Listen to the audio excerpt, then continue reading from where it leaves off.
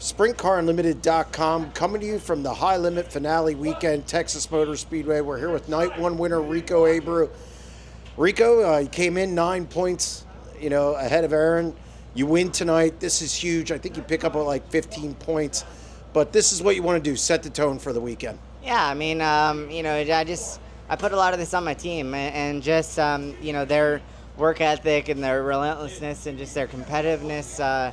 We're just racers. We love coming to the racetrack and getting here early and just absorbing, the atmosphere at the races. And High Limit does a great job just having a positive atmosphere in the pits and just the way they run their shows. And the track was beautiful tonight, and we were able to have a really fast race car, and it helps having Ricky Warner on the wrenches of this 24 car, and it allows me to feel stuck and just get my car in position to win these races. And that's what I continuously try to think about when I show up to these tracks. And it's it's really important that we set this goal to win 25 races this year, and we're at 19 now, so we just have to continue to work at it, and we have a few races left to put us in that position. So it's all about winning races for us, and just coming to the track, enjoying our time at the races, and racing for a championship too.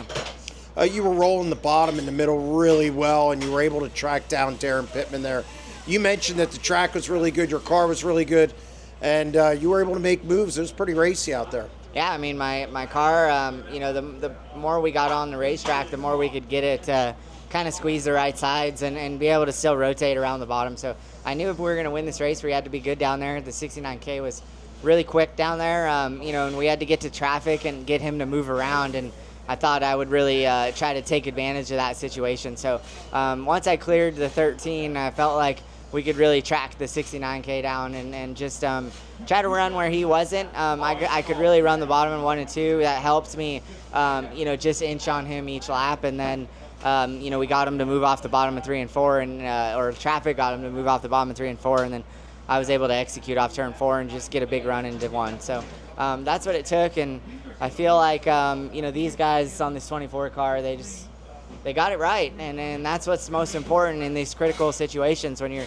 racing, for a tense battle for a championship, and you just got to breathe and you got to race the racetrack. We talked before the night started, and you mentioned Brad Sweet's first title, Donny's first title. They had to really grind out for the first one, so they're the hardest to win, and now you're learning that as well. What's this experience been like, and you got to be pleased with how you're coming through this. Yeah, I've really watched that in Brad and Don, and where they had to get in those critical moments and execute and run perfect races. And you watched when Brad got to Charlotte there, the first few years of his championship, and Donny was hunting him, and it's just an uncomfortable position to be in, just because you're going against the best teams and teams that know what they're doing at all these racetracks. And these guys that I race with, that Ricky and Zach and Brady, and they allow me to build confidence in me, and they're hard on me sometimes at the track, but I feel like if they're not, then you get really complacent, and that's not what puts you in that position. So it's more so just continuing to do that and continuing to learn these races and what to do and what not to do. And I think that it helps having one of the best work on your car and talk you through it as a race car driver. Ricky's always allowed me to focus on just opening the board up and hitting my marks and getting my starts better, and every position mattered, but to race the racetrack, not the cars next to you. And we were kind of, when we were chasing the points there, we were always just hunting the guy in front of us in points, and it just things fluctuated throughout the season and allowed us to get ahead in areas, and then we got to tracks that we weren't so competitive on, and we had to really learn to inch our way out of those places and finish the races. And it's so important to finish these races, and obviously going into the final night tomorrow, anything can happen, but I feel that winning races fixes everything. Have you ever won a season-long championship?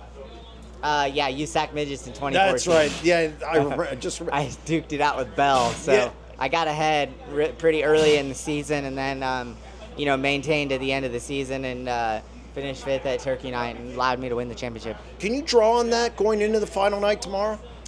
No, we used to be we roll over to the fast qualifiers in the heat races. So, well, the top 3 will start fourth in the heats. So, we just got to get it out of our heat race, get put in the dash. So how do you approach tomorrow? I mean, it's crunch time. Just button everything up. Yeah, I mean, I wanna get into the dash and get a good draw and win the race. I mean, I think it's really, it would be a stamp on our season to win the finale, and I know we can do it. So it's just a matter of we got to get in position. Our car is like lights out right now, and these guys, the more they get to work on it, and the second nights we always seem to pick up on things and get the attitudes a little bit better. Congratulations Thank on you. the win.